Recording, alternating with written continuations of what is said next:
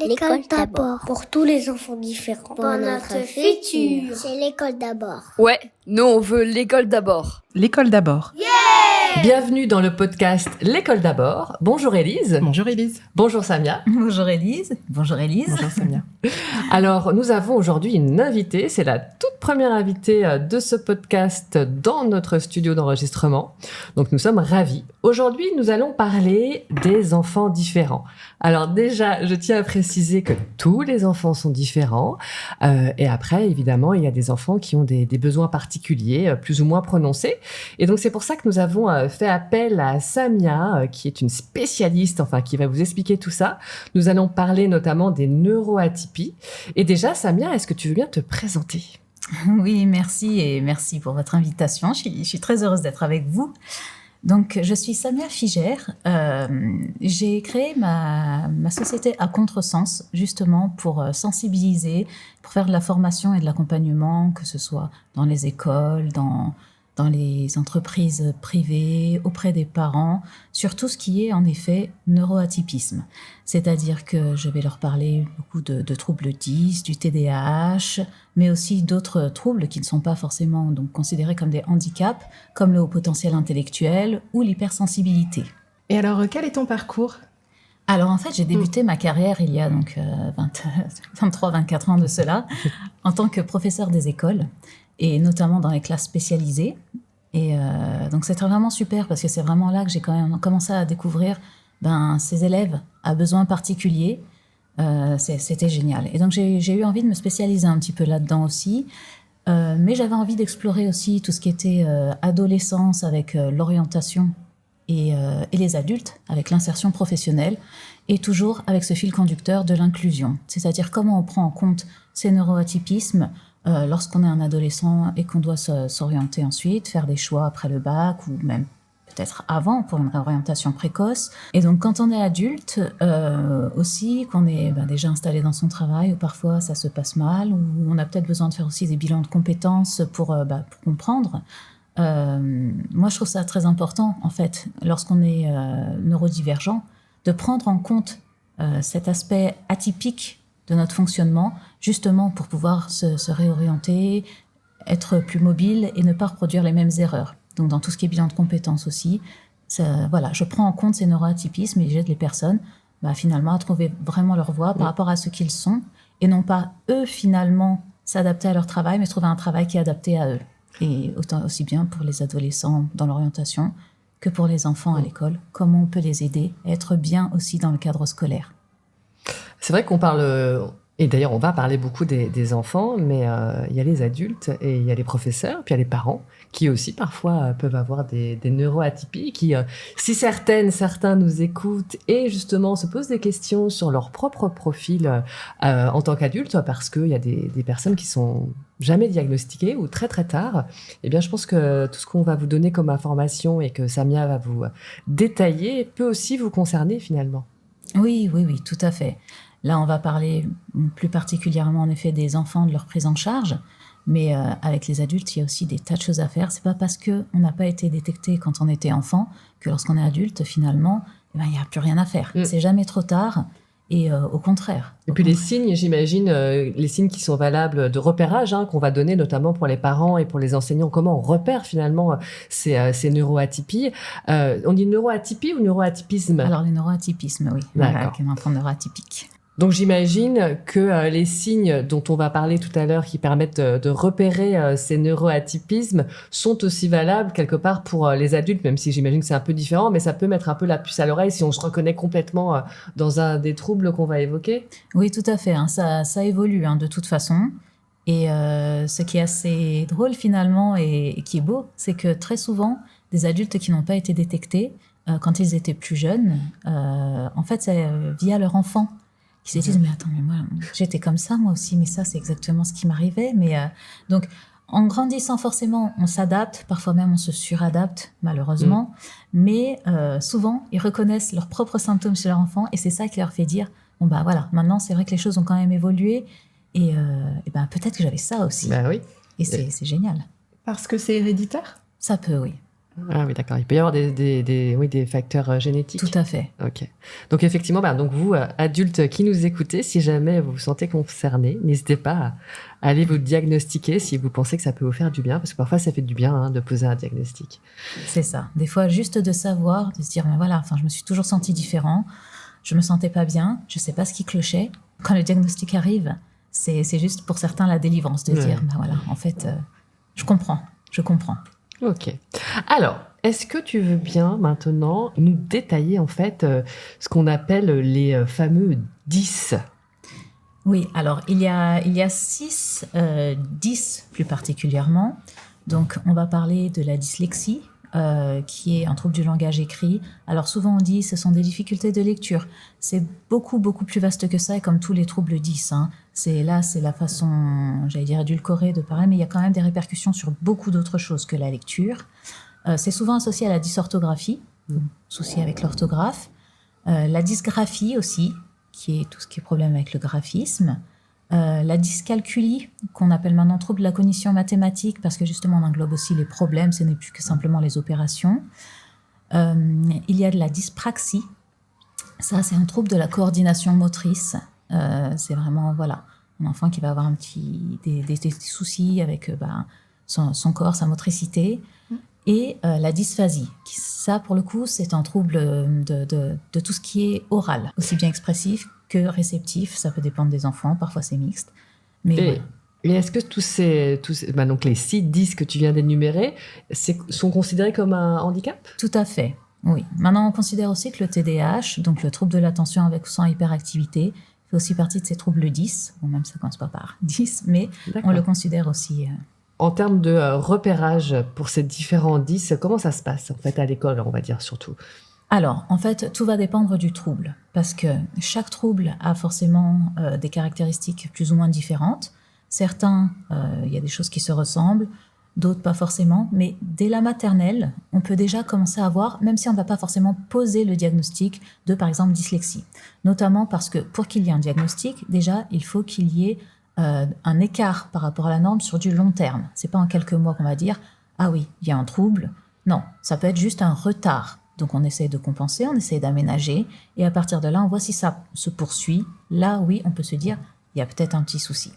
Notamment par rapport à la dyslexie, où, comme il faut justement entre 18 mois et 2 ans de retard par rapport à la norme, et qu'on considère que finalement l'apprentissage de la lecture, ça se fait au CP, en fait, le terme de dyslexie pure ne peut pas être posé en maternelle ou en début de CP. Ça n'empêche pas qu'il peut y avoir, par contre, attention, rééducation déjà, avec orthophoniste et compagnie, parce que même si c'est un retard et que ça commence à persister, il faut surtout le prendre très rapidement. Et qu'est-ce qu'on peut dire justement aux parents qui, l'enfant, mettons, va passer au CP, ils sont inquiets ou est au CP, il y a pas encore, il y a un petit retard effectivement dans la lecture. Est-ce que eux-mêmes peuvent tout de suite penser à de la dyslexie ou au contraire, il faut jamais avoir cet auto-diagnostic, mais disons? Alors, surtout pas d'autodiagnostic, mais par contre des soupçons, oui. Et ça, c'est dès la maternelle. Ça, on peut le repérer dès la maternelle. Et donc la maternelle, ça va peut-être des enfants qui confondent des sons Par exemple, ou même qui n'ont pas de conscience phonologique. C'est-à-dire qu'on va leur dire, est-ce que dans ananas, tu entends le son A ? Non. En fait, ça ne veut rien dire pour eux. On va leur montrer le P qui fait P, on va leur montrer le I qui fait I. Alors, P, I, ça fait quoi ? Ils ne vont pas forcément savoir. Donc ça, c'est... Alors, il y a plusieurs types de dyslexie, mais vraiment pour faire très simple, voilà, c'est je n'arrive pas à faire des rimes, je n'arrive pas à assembler un petit peu les sons, tout ce qui est chanson, comptine, tout ce qui a un aspect avec... un rapport avec la phonologie, ça va être extrêmement compliqué pour eux. Ça n'a pas de sens, en fait. Souvent, même le vocabulaire un petit peu plus compliqué, les mots qui sont plus durs à dire, ça va être un petit peu difficile. Donc parfois, on va avoir pas un petit retard de langage, mais en tout cas, ça va être compliqué. Ils vont chercher leurs mots.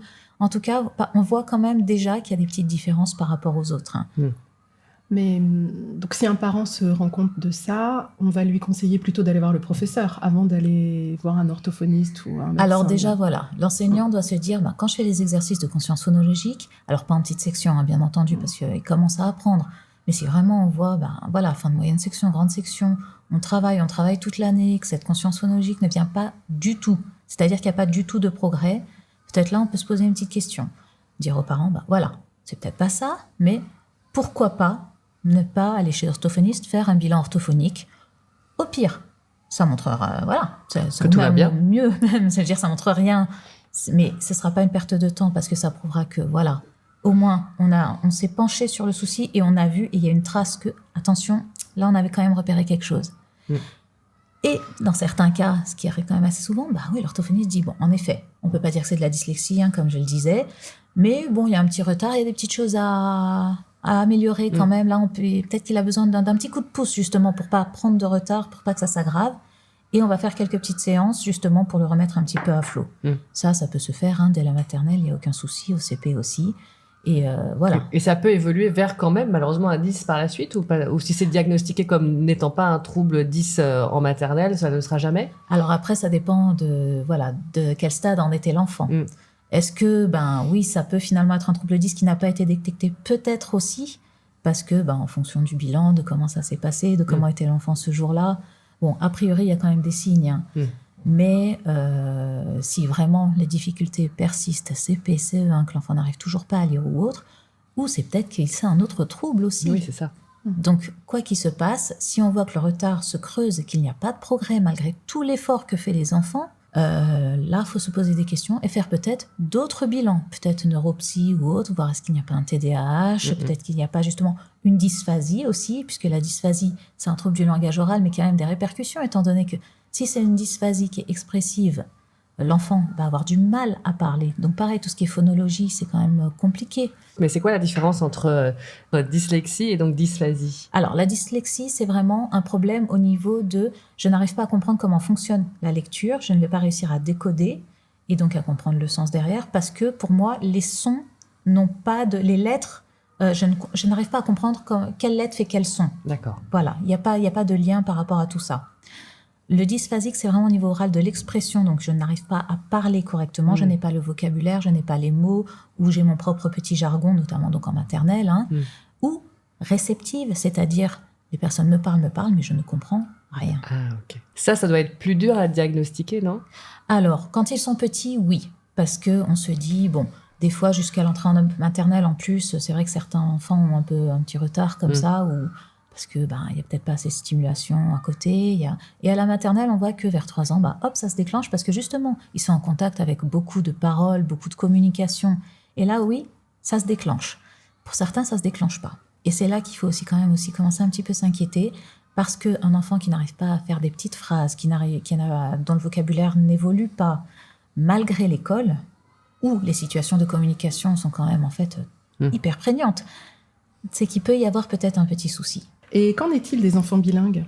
Alors, pour le coup, pour les enfants bilingues, et c'est la grosse erreur qu'on fait d'habitude, c'est qu'on se dit, voilà, l'enfant, il arrive en France, il rentre en petite section ou à la crèche ou n'importe, et en fait, son vocabulaire, c'est quand même compliqué encore. Sauf que, attention, si l'enfant, dans sa langue maternelle, il a bien réussi à apprendre la langue, qu'il parle très bien, qu'il comprend très bien, qu'il s'exprime sans aucun problème, il n'y a pas de problème de dysphasie. Après, un enfant, il a aussi besoin de temps. Son petit cerveau, le pauvre, il lui faut accumuler beaucoup de choses, surtout quand ils sont petits. Ils ont tellement de stimulation, tellement de choses à gérer qu'ils ne peuvent pas tout faire en même temps. Donc, il ne faut pas s'inquiéter, ça va venir, mais il faut aussi comprendre qu'il a beaucoup de choses dans sa tête. On entend encore certains parents ou certaines personnes dire non, à la maison, il faut parler français, il ne faut pas lui parler dans la langue maternelle. Donc, quel message peut-on faire passer? Alors, après, ça dépend aussi s'il y a autre chose que la maison. C'est-à-dire que des enfants qui sont en permanence à la maison, avec le père, la mère, les frères, les sœurs, et qui n'ont pas d'autres interactions, c'est compliqué. Parce que s'il n'y a qu'à l'école, mais lors des vacances scolaires, ça veut dire qu'ils ne vont pas reparler français. Donc, ça veut dire que tous les progrès qu'ils font, forcément, il va y avoir retour en arrière. S'ils ne voient pas d'autres personnes en dehors du cercle familial et qu'ils ne parlent que leur langue d'origine, forcément, les progrès vont être beaucoup plus lents aussi et il va même peut-être y avoir des petites régressions. Le problème, c'est que le programme scolaire est continu. Ce qui fait que eux, ça risque de creuser vraiment un écart entre eux et les autres du fait d'un manque de vocabulaire et d'un manque de compréhension finalement de la langue française. Donc moi, je mets quand même un petit peu en garde sur le fait que ne parler qu'une seule langue à la maison et surtout qu'il n'y ait pas d'interaction, c'est-à-dire que s'ils parlent leur langue à la maison, il n'y a aucun souci, mais peut-être alors inviter des copains, copines pour parler aussi français, qu'ils n'oublient pas en fait, qu'ils continuent d'être dans le bain de la langue française pour ne pas prendre du retard aussi par rapport aux autres. C'est vrai que nous, ce qu'on conseille souvent aux parents, c'est effectivement, en plus c'est tout à fait naturel de parler sa langue maternelle en tant qu'adulte, hein, et puis ça entretient le bilinguisme en Et plus. c'est une richesse, bien sûr. Et surtout qu'il la parle correctement. Oui, Enfin, voilà, c'est ça parce que Ouais. parler un français approximatif, c'est pas bon non plus. Maintenant, effectivement, comme tu dis, Samia, et ça on le conseille aussi, nous, en tant que directrice ou Élise en tant qu'enseignante, c'est de dire aux parents, sortez. Quand la langue finalement maternelle que vous maîtrisez et qu'il faut entretenir, hein, parce que c'est très important pour effectivement la culture aussi de Bien l'enfant, à la maison, on parle cette langue maternelle, mais par contre, on s'efforce de sortir, d'aller à la bibliothèque, d'aller au parc, de voir des amis, en effet. Et là, par contre, on parle tous aussi français. D'accord. Et c'est ça qui permet effectivement de pas prendre de retard. Exactement. Mais bien sûr, hein, oui, la langue maternelle est à entretenir aussi. C'est une richesse pour l'enfant et même pour plus tard. Hein. Enfin, c'est très important. Alors, on va continuer à parler de la dyslexie et notamment comment ça évolue dans le temps au niveau des enfants. Alors, déjà, s'ils sont pris en charge au niveau de la rééducation assez rapidement, c'est vrai qu'on voit des progrès, hein, il n'y a pas de souci. Après, un dyslexique restera toujours dyslexique. Hein. C'est un trouble neurodéveloppemental, donc c'est pas comme une maladie qu'on soigne. Après, avec la rééducation et tout ce qu'on peut mettre en place aussi à l'école et à la maison, il y a vraiment des façons de permettre à l'enfant et plus tard à l'adolescent de suivre son cursus scolaire vraiment avec beaucoup plus de facilité. Donc des aménagements et qui peuvent en plus servir à toute la classe. C'est-à-dire que ça, c'est très important si les enseignants nous écoutent à comprendre. C'est que quand on met en place, par exemple, un aménagement pour un enfant dyslexique, en aménageant un texte, simplement du fait de la présentation, avoir un texte aéré avec des interlignes un peu plus grandes, des écritures un peu plus grosses, sans empattement pour la police, rien que ça aide l'élève dyslexique. Excuse-moi, empattement, ça veut dire quoi exactement? C'est les petits bâtons dans les lettres dans la police, comme les Times New Roman, par exemple. Ça. Donc vraiment, l'écriture la police la plus simple possible, pour que, finalement, l'élève dyslexique ne soit pas en difficulté. Rien que ça peut lui changer la vie. Si on le fait pour l'élève dyslexique, pourquoi redonner aussi du Times New Roman pour les autres, en fait? C'est-à-dire, on l'a fait une fois, mais on le donne à tous. Donc, c'est pas un travail supplémentaire. C'est vraiment un travail qui va servir à toute la classe. Ça reprend ce que tu disais tout à l'heure. Ce n'est plus à l'enfant qui a des besoins particuliers de s'adapter au reste de la classe. C'est à l'enseignant et à la classe de s'adapter à tous les enfants différents et neuroatypiques, comme on disait. Exactement. Même si je suis parfaitement consciente que dans des classes qui sont surchargées, avec pas forcément beaucoup de moyens, énormément de travail aussi, à côté de préparation, de correction, etc., c'est vrai que les enseignants sont quand même aussi débordés. Mais vraiment, quitte à préparer son cours, j'allais dire, et les leçons, mettre en place dès le départ leurs leçons et l'adapter pour que ce soit adapté à tous les élèves, finalement, ça fait gagner un temps fou et ça permet en classe déjà de prendre en compte ces enfants à besoins particuliers qui ont vraiment, vraiment aussi besoin de se sentir pris en compte parce que, comme on disait, il y a beaucoup de répercussions à côté avec ces troubles 10. La confiance en soi, l'estime de soi, ils voient qu'eux, ils sont en échec alors que les autres, en travaillant peut-être moins, ils ont encore de meilleurs résultats. C'est extrêmement compliqué pour eux. Donc, rien que se dire, OK, on a vu, je suis là, on essaye de faire des choses pour moi aussi. Et ben voilà, rien que ça, pour l'élève, ça change tout et ça le motive aussi à continuer à faire des efforts. Et donc, mettons, en tant que parent ou alors enseignant, mais on va dire plutôt en tant que parent, le diagnostic est posé par un professionnel, j'imagine orthophoniste ou d'une dyslexie. À partir de ce moment-là, que fait-on? En fait, on va voir l'enseignant, on fait une réunion, on met en place un protocole. Oui, déjà, de toute façon, une fois que le diagnostic est posé, il faut vraiment, vraiment mettre en place des choses. Donc, l'orthophoniste va aussi donner des préconisations. Et à partir de là, alors dans l'école, il peut y avoir ce qu'on appelle donc les PAP. Alors, c'est quoi un PAP exactement? Alors, le PAP, c'est le plan d'accompagnement personnalisé qui permet justement de mettre en place des adaptations pour ces élèves qui ont des besoins particuliers. Donc, on a eu des recommandations. Bien entendu, là, il y a suivi médical, puis orthophoniste, etc. Et là, donc c'est pour tous les besoins particuliers. Donc, pas que pour la dyslexie. Le PAP, c'est pour tous les besoins. C'est pour tous les élèves à besoins particuliers. Et j'allais dire même les élèves intellectuellement précoces, par exemple, ça marche aussi, même si c'est pas un handicap. Mais là, c'est un besoin contre, particulier. C'est pas la même chose que le PPS, alors? Non, le PPS, il faut Le PPS, qu'est-ce que ça veut dire? C'est le projet personnalisé de scolarisation. Et là, pour le coup, il faut passer par la MDPH. D'accord. Ah oui. Voilà. Là, pour le coup, il faut une reconnaissance de handicap. Et alors, ce que tu disais, c'est qu'effectivement, pour un enseignant, c'est pas forcément évident de prendre en compte tous ces enfants différents. Est-ce que l'enseignant peut être aidé dans la mise en place de ces PAP? Est-ce qu'il y a des personnes ressources? Alors déjà, dans les bilans ou autres, s'il y a bilan même neuropsy, s'il y a bilan en ergothérapie, par exemple, il y a des recommandations. Donc oui, bien sûr, on suit les recommandations. Pour l'enseignant? Oui, oui. Et puis pour même au quotidien, voilà. Par contre, c'est vrai qu'il faut vraiment que l'enseignant se dise « je le mets en place ». Parce que c'est vrai que parfois on l'a, on essaye, mais c'est vrai que parfois par manque de temps, on se rend compte que malheureusement les PAP ne sont pas forcément très bien mis en place, surtout quand on arrive vers le collège, lycée, où voilà, en fait, parfois on considère que ça y est, il y a eu rééducation, c'est bon. Non. Et c'est chaque année, on revérifie, on en est où, et bien entendu, on le modifie, on le fait évoluer, parce que les besoins de l'élève évoluent aussi, étant donné que la rééducation aura aussi changé certaines choses. Et que les apprentissages, les façons de travailler qui seront demandées ne seront pas forcément les mêmes. Ce sont les parents qui demandent une réévaluation ou c'est l'équipe enseignante? Non, qui, l'équipe chaque année... enseignante, voilà, chaque année. Alors bien sûr, les parents, il faut qu'ils soient... En fait, vraiment, c'est un travail d'équipe. C'est les parents, les enseignants, les personnels de centres de loisirs aussi, c'est les médecins, les orthophonistes, c'est toutes ces personnes-là qui travaillent en fait et qui gravitent autour de l'enfant. Il faut travailler main dans la main. Parce que finalement, si on veut vraiment le faire réussir, c'est un travail d'équipe. Alors, par rapport à la dyslexie, oui, oui. En règle générale, voilà, c'est vraiment ça.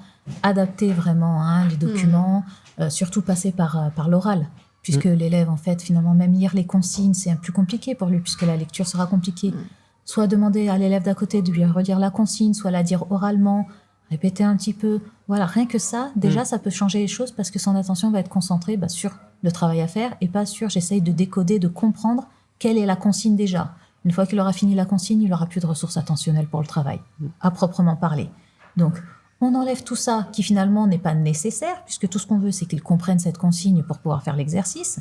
On lui dit à l'oral, et rien que ça, on gagne un temps fou. Lui, il n'est pas en échec, et il peut faire l'exercice parce qu'une fois qu'on a fait sauter la barrière qui bloque, en fait, tout le reste, ça marche. C'est ça. Il n'y a pas d'outil, par contre, particulier. Je veux dire, on passe pas par un ordinateur ou par autre chose. Alors, ça peut, notamment lorsqu'ils sont plus grands. On conseille, justement, c'est pour ça que je disais, les adaptations aussi peuvent changer. Quand ils arrivent fin de primaire, collège, lycée, avoir l'outil informatique, ça peut beaucoup aider parce qu'il y a énormément de logiciels aussi qui permettent de compenser par rapport à tout ça. Et ça, c'est valable pour tous les 10, justement, de passer par d'autres outils? Oui, tout à fait. D'accord. Alors, nous avons parlé de la dyslexie et tu as évoqué la dysphasie. Est-ce que tu peux nous dire quels aménagements on peut mettre en place en classe quand l'élève est diagnostiqué?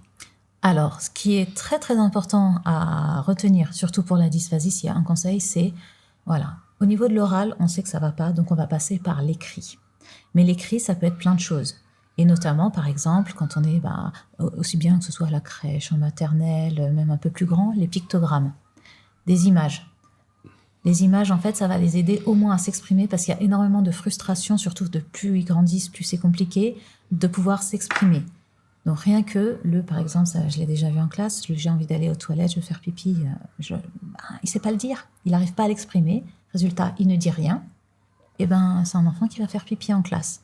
Donc la honte qui va avec, l'humiliation, le sentiment d'être nul, mais il ne va pas réussir à s'exprimer, donc le pauvre, en fait, il va être bloqué. Donc, rien que de lui donner des petits pictogrammes sur les trucs les plus importants, sur voilà, j'ai envie de faire pipi, hop, ou des choses comme ça. Sur les besoins physiologiques. Exactement, par exemple, et puis sur les autres choses qui reviennent très régulièrement, tout en continuant, bien entendu, à répéter le vocabulaire.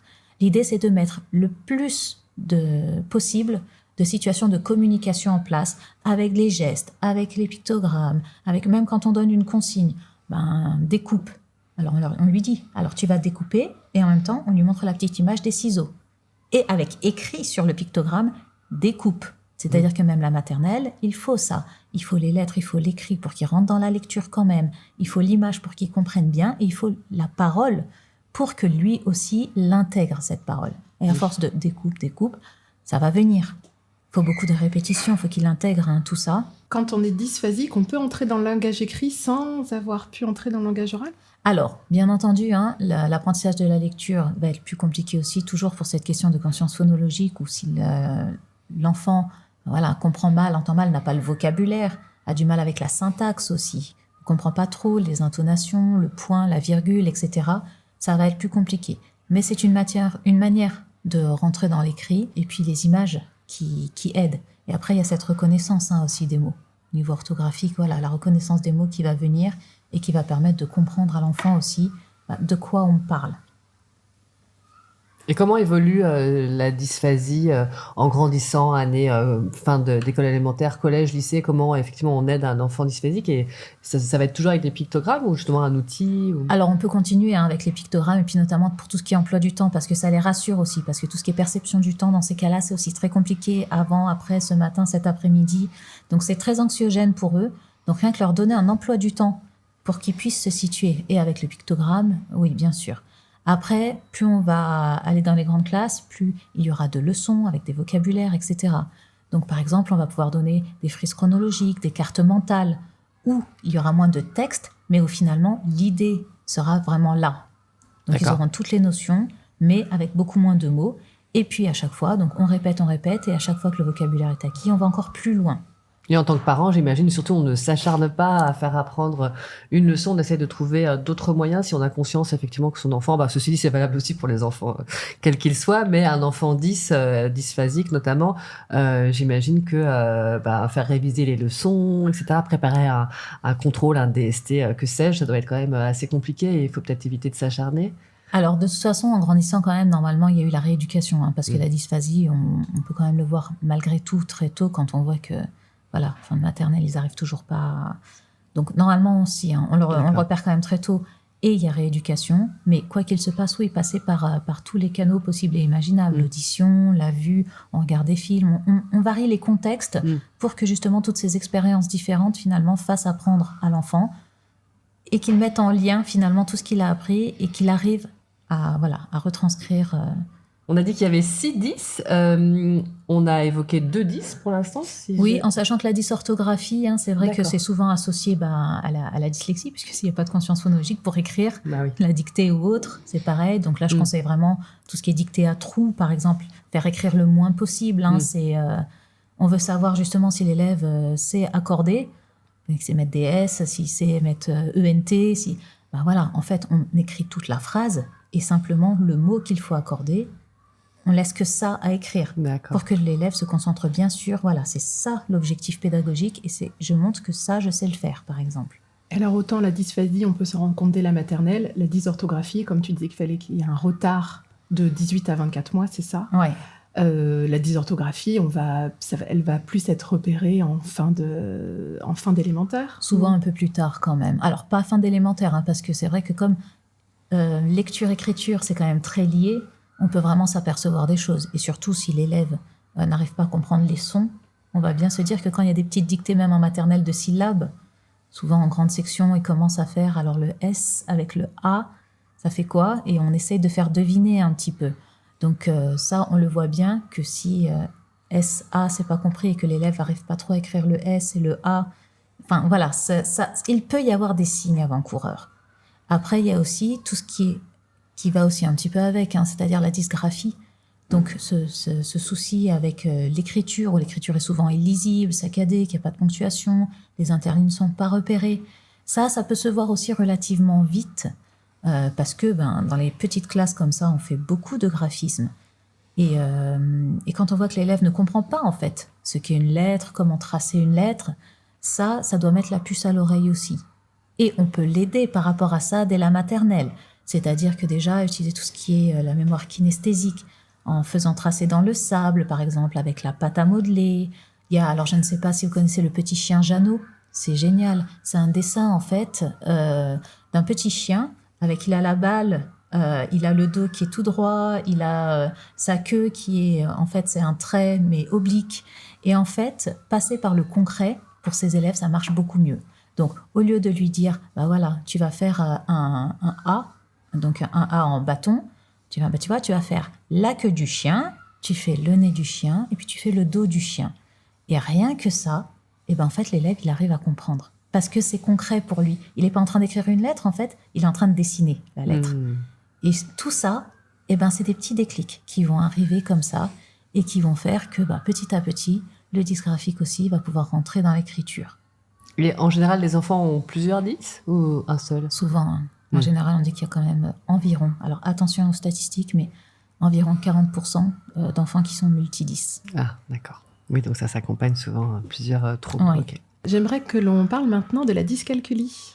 Est-ce que tu peux nous en dire un peu plus, Samia? Oui, alors la dyscalculie, c'est pareil, ça peut se repérer quand même très tôt aussi, hein, parce que justement, un élève, même en petite section, qui n'arrive pas avec tout ce qui est chiffres, la comptine numérique, ça n'a pas de sens, les plus petits, plus grands, les mesures, il voit pas, on peut lui mettre un gros tas avec un petit tas, c'est où qu'il y en a plus, en fait, il va pas savoir. Pareil, ça n'a pas de sens pour lui.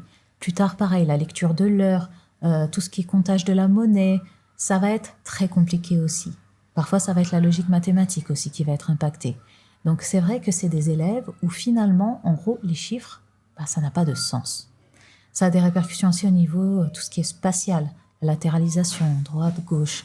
C'est très compliqué. Et donc, bien entendu, quand on va parler de géométrie ou autre, ça va se compliquer aussi. Et donc, moi, par rapport à cette dyscalculie, si j'ai vraiment un conseil à donner, c'est surtout faites du concret. L'abstrait, ils ont un trouble de l'abstraction. Ils comprennent pas, le chiffre, ça veut rien dire. Donc, on passe par du concret, on passe par des jeux, on passe par exemple, des bouliers, on passe par l'horloge qu'on peut manipuler, on passe par tout ce qui fait partie de la manipulation du jeu qui va les motiver et qui sera vraiment, en fait, très concret pour eux. Même le dessin, c'est pas forcément assez concret. Ceci dit, pour tous les enfants, c'est quand même génial de passer par la manipulation. C'est quand même ce qui marche le mieux. Hein. Exactement. Et c'est pour ça que c'est ce qu'on disait tout à l'heure. En fait, ce qu'on met en place pour un élève 10, ça peut se mettre en place pour toute la classe. Pourquoi mettre un élève en difficulté quand finalement on a des méthodes qui marchent pour tous et qui sont beaucoup plus simples finalement. Et attention, hein, c'est là que vraiment je veux mettre l'accent. On n'est pas rendre accessible des apprentissages, ce n'est pas les simplifier. C'est vraiment... On ne va pas demander à un élève myope d'enlever ses lunettes parce qu'il ne voit pas. Ces élèves-là ont un trouble neurodéveloppemental. On ne peut pas les couper de leurs aménagements en classe. Donc, il faut les mettre en place. Mais si, justement, on les met en place pour eux, mais qu'on mette ça en place pour tout le monde, ça marche pour tout le monde et ça ne simplifie pas. C'est au contraire leur rendre les apprentissages beaucoup plus accessibles. Ok. Mais effectivement, sans baisser le niveau ou sans faire un programme d'une année précédente ou des choses comme ça. Bien entendu. Ok. Et pour les années quand ils sont plus grands, la dyscalculie, collège, lycée, là pareil, éventuellement avec un outil informatique ou encore avec beaucoup de manipulation. Comment ça se passe pour ces années-là? Oui, tout à fait. Hein. De toute façon, il faut toujours du concret. Encore une fois, il y a la rééducation qui normalement sera passée par là, donc ça aidera quand même. Mais la dyscalculie sera quand même toujours là. Donc, bien entendu, passer puis des fiches mémo pour les aider. Beaucoup de calcul mental pour que vraiment ça finisse par bien rentrer, que ça devienne automatique en fait pour eux. Et puis des logiciels. Hein. Par exemple, en géométrie, il y a des tas de logiciels qui marchent très bien. Pareil pour l'arithmétique. Enfin, voilà. Ne pas hésiter à s'aider des outils informatiques qui sont très bien faits maintenant. Ok. Merci pour tous ces éclaircissements. Est-ce que tu peux nous parler de la dyspraxie, s'il te plaît? Alors, la dyspraxie, je te dirais même les dyspraxies. Je ne savais pas. Parce qu'il y a 8 types de dyspraxies différentes. Alors, on compte la dysgraphie dans une des types de dyspraxie. Après, un enfant dyspraxique va pas forcément avoir les 8, certains, ça va être un problème, comme on disait, au niveau du graphisme. D'autres, ça va être au niveau du mime, par exemple. Ils vont pas réussir, tu fais un mouvement, ils vont pas réussir à le mimer. Certains, ça va être effectuer une suite de mouvements à la suite. La dyspraxie qu'on reconnaît le plus facilement, j'allais dire, c'est cet enfant, en gros, maladroit, qui va tout faire tomber, qui va se cogner partout, qui va être un peu épuisant, mais par pitié, soyez vraiment patient avec eux, parce que dites-vous bien qu'eux-mêmes, ils s'épuisent encore plus qu'ils ne peuvent vous épuiser. c'est éreintant pour eux. Parce que c'est tout le temps, enfin, ça ne s'arrête jamais. C'est très compliqué, sans parler des moqueries dont ils peuvent vraiment faire l'objet. Et au niveau confiance en soi et estime de soi, c'est extrêmement compliqué à gérer. Comme pour les autres 10, d'ailleurs. Mais c'est vrai que le dyspraxique, ça se voit, qu'il se cogne tout le temps. Il y a des affaires sur sa table, il fait tout tomber. Il n'arrive pas forcément à bien coller. L'habillage peut être compliqué. Donc, c'est vrai que c'est très compliqué pour eux à vivre à l'école, au quotidien. Et c'est notamment, on le disait aussi, au niveau visio-spatial, se repérer dans l'espace, l'orientation, c'est pas du tout leur truc. Donc, c'est très compliqué. Donc, il faut vraiment, là encore, comprendre que c'est un trouble neurodéveloppemental, qu'ils ne le font pas exprès. C'est pas qu'ils font pas attention. C'est pas que, voilà, ils bousculent pour provoquer. Non. C'est juste que, du fait de leur trouble, ça a des conséquences sur toute leur motricité. Et comment, en tant que parent ou enseignant, on repère ce trouble, puisque après, c'est vrai qu'il y a quand même beaucoup d'enfants qui sont un petit peu maladroits, mais comment on peut être un petit peu sûr, enfin, en tout cas, comment peut-on se dire, ah tiens, c'est peut-être de la dyspraxie? Alors, déjà, par rapport à un enfant juste maladroit, j'allais dire, là, il y a quand même, c'est plus, Et puis, c'est à longueur de temps. Souvent, on va le voir avec les mains sales, par exemple, parce que le stylo, ça va fuir.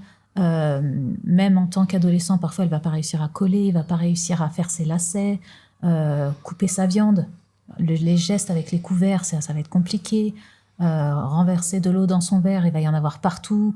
Donc voilà, c'est des choses où finalement, quand on grandit, on arrive normalement à maîtriser. Eux, ils n'y arrivent toujours pas.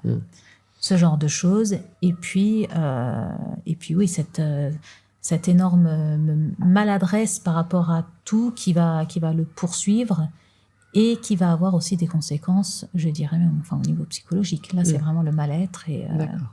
Alors, donc là, c'est de la thérapie aussi qui peut se passer. C'est vrai qu'on n'en a pas trop parlé, on parle de rééducation, mais est-ce que finalement, tous ces enfants n'ont pas besoin aussi peut-être de thérapie? Alors, moi, je le conseille quand on voit qu'il y a un mal-être. Ok. C'est-à-dire que certains... il n'y a pas forcément, en fait, c'est pas parce qu'on est 10 qu'on va mal. Quand tout est mis en place, quand les autres enfants, quand les enseignants, quand les parents ont compris le trouble et font bien en sorte de mettre des choses en place et disent bien à l'enfant, c'est pas ta faute, c'est pas grave, tu vas y arriver, on va t'aider. Certains, ils vont très très bien. Le mal-être, il vient quand on prend pas en compte justement la souffrance qu'ils ont, les difficultés qu'ils ont, et qu'on ne les félicite pas assez, comme aussi pour tous les efforts qu'ils font malgré tout à côté de ça. D'accord. Pour en revenir à la dyspraxie, vers quel spécialiste se tourne-t-on quand on a des soupçons? Alors, les psychomotriciens ou les ergothérapeutes, ça peut vraiment aider, notamment après pour la rééducation. Après, c'est pareil, il y a aussi même en classe des choses à mettre en place qui sont très très simples. C'est-à-dire que notamment au collège, lycée par exemple, donner un classeur, c'est juste pas à faire.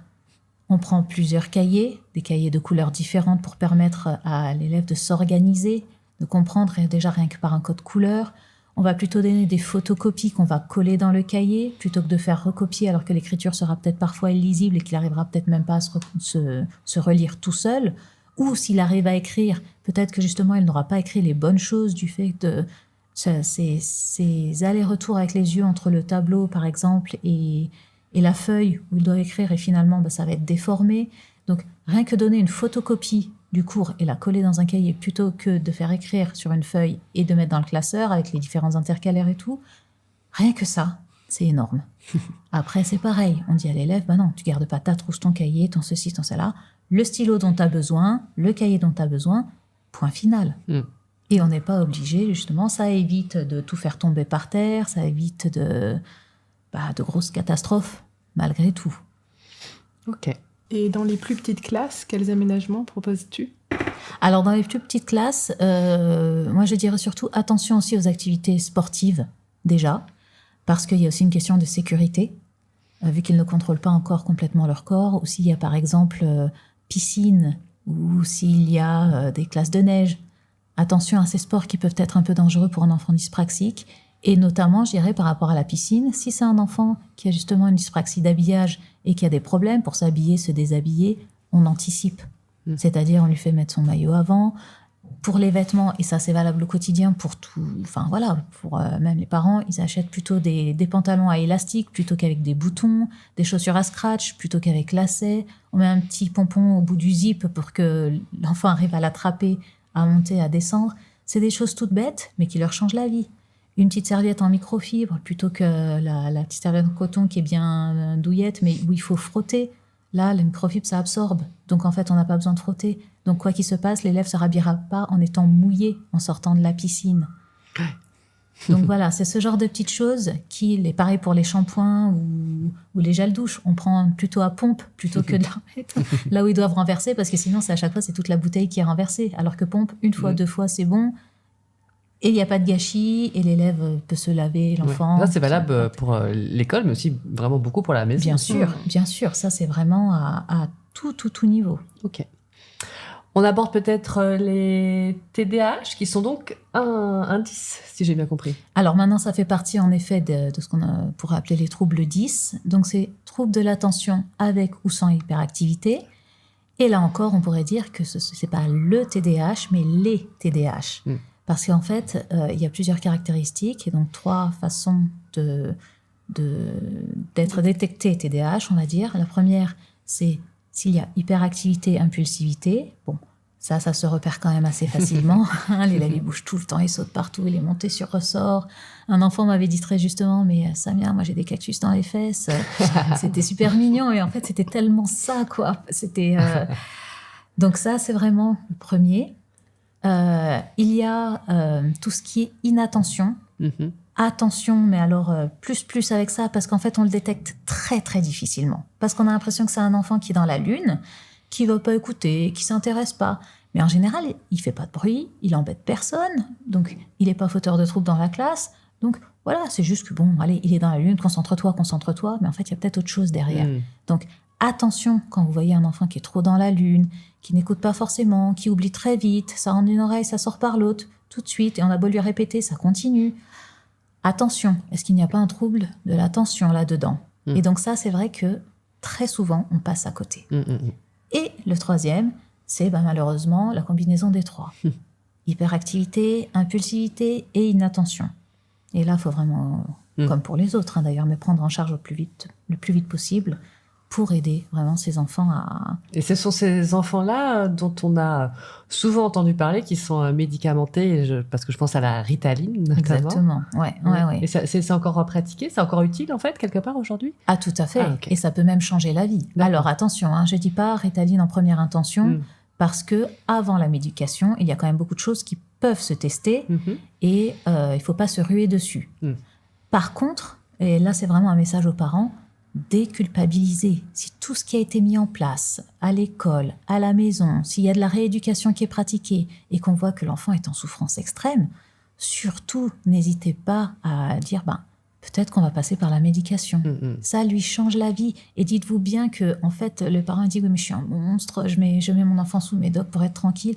Non, c'est pas ça. C'est vous prenez des médicaments pour votre enfant parce que lui, il est en mal-être et que ça peut aller très loin parce que les conséquences d'un TDAH qui n'est pas pris en charge, ça peut être très grave. Et en fait, vous l'aidez simplement à être heureux dans la vie. Et c'est pas juste pour votre sécurité à vous et pour votre tranquillité d'esprit, c'est pour lui. Et bien entendu, oui, ça a des répercussions sur les parents, sur les frères et sœurs, sur l'environnement, sur tout. Et ça soulage tout le monde. Mais ce n'est pas pour ça qu'on lui donne des médicaments. C'est vraiment parce que... lui est en mal-être et que ça peut très très mal se finir. Et de toute façon, c'est quand même un médecin qui prescrit, c'est pas les parents qui vont aller acheter de la Ritaline à la pharmacie, c'est un médecin qui exactement. Pour un pédopsychiatre, c'est quoi en général Alors de toute façon, quoi qu'il se passe, il faut passer par son médecin traitant, parce qu'il faut toujours passer par le médecin traitant qui a aussi un rapport avec bien entendu les autres, pédopsychiatres, etc. Et la posologie évolue parce que il me semble que la Ritaline, il faut un certain temps, il faut essayer de trouver le bon dosage pour chaque enfant, non ? Ça oui, alors en plus, parce qu'il n'y a pas que la Ritaline. La Ritaline, c'est un psychostimulant. Donc voilà, ça a un effet particulier. Enfin voilà, on ne va pas rentrer dans les détails, c'est un peu plus compliqué, mais il y a les psychostimulants et les non-stimulants. Donc ça fonctionne pas tout à fait pareil. Certains c'est juste sur le court terme, certains c'est justement à durée très prolongée, où ça met plus de temps pour justement avoir des effets, mais une fois que les effets sont là, ça dure quand même longtemps. Voilà, donc attention, et c'est pour ça que je dis toujours quand il s'agit de médicaments, il faut voir le médecin parce que c'est lui qui saura finalement quel type de médication il faut donner. Est-ce que c'est, plutôt des psychostimulants? Est-ce que ça va marcher? En général, la Ritaline, c'est à base de méthylphénidate, c'est cette molécule en général qu'on conseille en premier. Maintenant, ce n'est pas toujours ça qui est pris et il faut faire attention aussi. Donc vraiment, vraiment pour ça, c'est le médecin qui doit vraiment gérer, voir si tout va bien. Et bien entendu, il y a toujours des questionnaires. Est-ce que le poids de l'enfant aussi, tout est pris en compte pour voir l'évolution et voir s'il n'y a pas justement des problèmes par rapport à la prise en compte du médicament. Quels aménagements peut-on proposer ? Alors, pour les TDAH, déjà, là, encore une fois, règle numéro 1, c'est on les laisse bouger. C'est-à-dire que des fois, sous couvert de discipline ou autre, non, c'est on reste assis, on bouge pas de la classe, on perturbe pas. Attention, un enfant notamment qui a de l'hyperactivité ou de l'impulsivité, si on le laisse pas bouger, c'est là qu'il va y avoir des problèmes. Donc, on donne des solutions pour le faire bouger. C'est-à-dire, par exemple, tiens, tu vas faire passer la poubelle à tout le monde. S'il te plaît, est-ce que tu peux ouvrir la porte? Est-ce que tu peux faire passer ce message à l'enseignant d'à côté?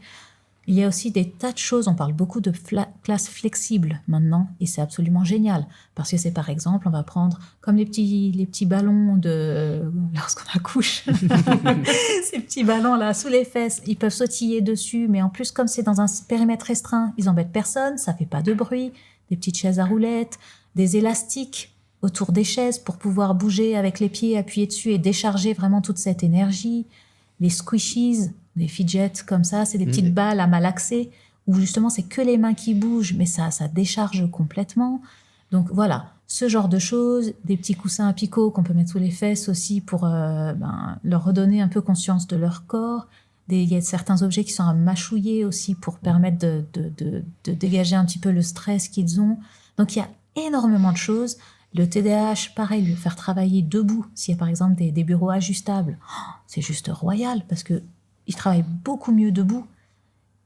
Voilà, plein de petites choses comme ça qu'on peut mettre en place qui leur permettent de bouger, d'être actifs, mais tout en n'embêtant pas le reste de la classe. Un petit pédalier, pareil, sous le bureau. Des choses comme ça. Il y a des tas d'aménagements qu'on peut mettre en place et qui permettent et à l'enfant de se sentir bien dans sa classe, dans l'école, et à l'enseignant de pouvoir travailler aussi correctement et de permettre au TDAH d'entrer dans les apprentissages sans être parasité par tout le reste, toute cette énergie, cette impulsivité débordante qui va finalement le couper de l'objectif pédagogique qui est de j'apprends telle chose ou ça maintenant on va apprendre telle chose. Voilà. Merci pour ce tour d'horizon des 10, Samia. Et puis, par rapport à tous les aménagements que tu as proposés, je crois que tu as fait ça aussi pour le livre que tu as écrit. Oui, absolument. En fait... Comment s'appelle ce livre déjà? Alors, il s'appelle Trop. Trop, parce que c'est un livre sur l'hypersensibilité, où ces enfants hypersensibles, souvent on leur dit qu'ils sont trop, alors que, voilà, on le verra, ce n'est pas du tout ça.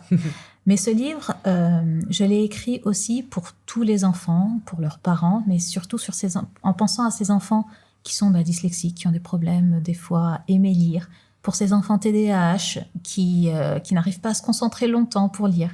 Donc j'ai voulu qu'il soit très court. Il est vraiment très court. Il est mis en page pour les élèves dyslexiques aussi, avec ces fameuses interlignes un peu plus grandes, cette police sans empassement, un texte non justifié pour qu'ils se repèrent mieux sur les lignes. Et voilà, comme ça, je me suis dit, ces enfants hypersensibles, ils pourront s'aider aussi de ce livre pour aller mieux. Et hypersensible ne veut pas dire qu'on n'est pas forcément 10 ou TDAH ou autre. Et ça permet à tous les enfants, tous, de le lire. Il est d'ailleurs paru en braille aussi, parce que je voulais que les enfants déficients visuels puissent aussi le lire. Et c'est génial parce que j'ai des retours qui sont magnifiques, justement, de parents. Voilà, mon fils il est TDAH, c'est la première fois de sa vie qu'il a lu un livre en entier. c'est génial. Donc on vous conseille, chère auditrice, ce livre qui est formidable. Et puis justement, dans le prochain épisode sur les neuroatypies, on parlera des enfants hyper. Et pour terminer, Élise?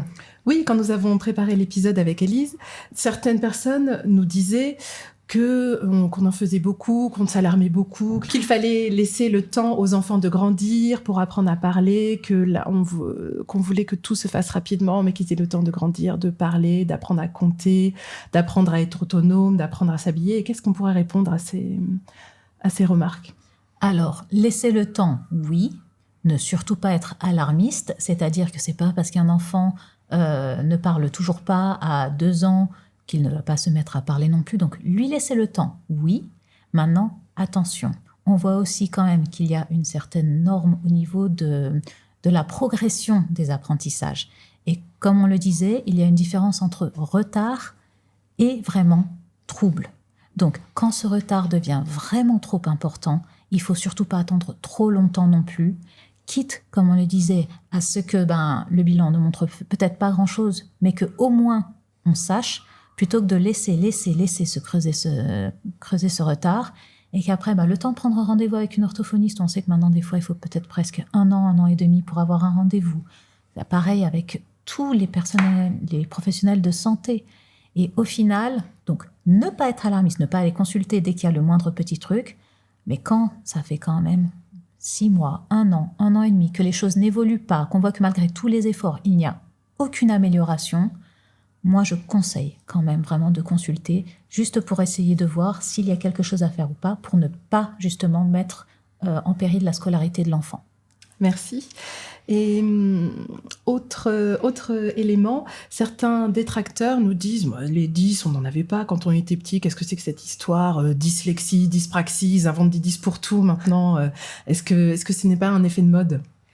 Alors, c'est quand même un trouble neurodéveloppemental, donc c'est-à-dire qu'on a quand même la preuve, je vais dire scientifique, qu'au niveau du cerveau, il y a un dysfonctionnement. Donc, est-ce qu'il y a un effet de mode ? Est-ce que maintenant, en effet, des personnes qui ne connaissent peut-être pas assez, tout de suite, dès que l'enfant n'arrive pas à lire, c'est « Ah ouais, non, mais c'est parce qu'il est dyslexique ».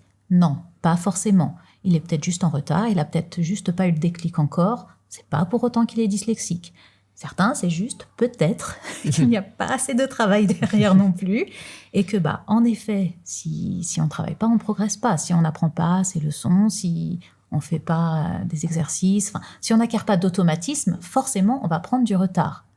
Maintenant, il faut aussi être conscient qu'il y a 30, 40 ans de ça, on en parlait beaucoup moins. Après, c'est un point de vue très personnel, mais je pense qu'en effet, il y a beaucoup d'élèves qui sont passés peut-être au travers d'un diagnostic. Et donc, en effet, on a l'impression qu'il y en a plus maintenant, mais c'est juste que peut-être avant, ils étaient aussi moins détectés parce qu'on avait moins de connaissances sur le sujet.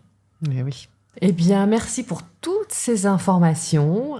Si l'épisode vous a plu, surtout, n'hésitez pas à nous laisser un avis. N'hésitez pas à vous abonner, surtout à notre podcast, et puis à le partager autour de vous. On vous dit à très vite pour le numéro 2 sur donc les enfants différents. À bientôt. À bientôt. À bientôt.